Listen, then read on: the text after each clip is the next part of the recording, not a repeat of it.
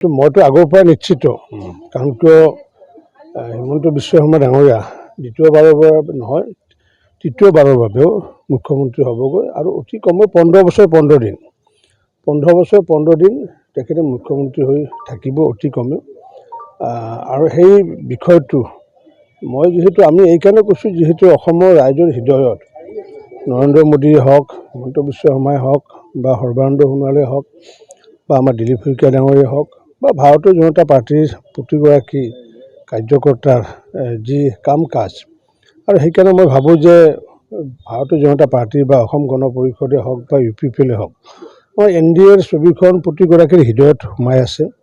গতিকে আগন্তুক দিনতো যিকোনো নিৰ্বাচন নহওক কিয়, সেই পঞ্চায়ত নিৰ্বাচনে হওক বা আমাৰ BTR নিৰ্বাচনে হওক, সেই সকলো নিৰ্বাচনতে NDA দলে জয়লাভ কৰিব, এইটো নিশ্চিত। আৰু এইখিনি নিশ্চিত কথা মই এইকাৰণে কৈছোঁ যে অসমৰ মানুহৰ যিহেতু আমি ক্ষতি হোৱা কাম কৰা নাই, অসমৰ মানুহক যিমান পাৰোঁ সেৱা কৰিছোঁ, অসমৰ মহিলাসকলক যাতে আত্মনিৰ্ভৰ কৰিব পৰা যায় তাৰ কাৰণে প্ৰচেষ্টা মুখ্যমন্ত্ৰী ডাঙৰীয়াৰ নেতৃত্বত আমি চলাইছোঁ।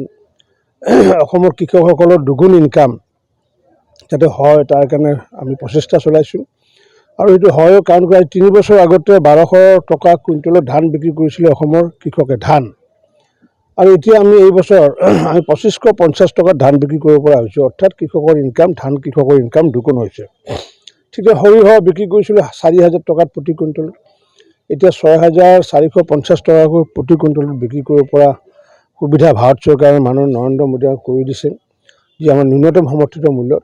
গতিকে কৃষকে হওক, আমাৰ মহিলাই হওক বা দুখীয়াই হওক, দুখীয়াৰ ক্ষেত্ৰত ইতিমধ্যে 25 লাখ প্ৰধানমন্ত্ৰী আৱাস যোজনা ঘৰ আমি নিৰ্মাণ কৰি দিছোঁ, আৰু আগন্তুক দিনত কেঁচা থকা যিসকল দুৰ্বল মানুহ তেওঁলোকৰ ঘৰ নিৰ্মাণ কৰিম।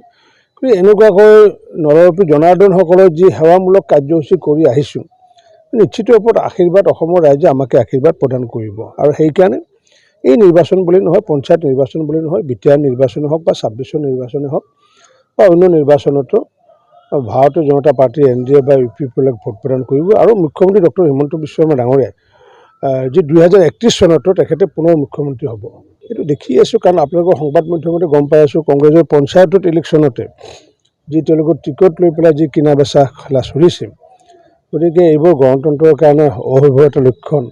আৰু তেনেকুৱা দলবোৰ সেইকাৰণে সেই দলৰ পৰা লাহে লাহে মানুহ আহিছে।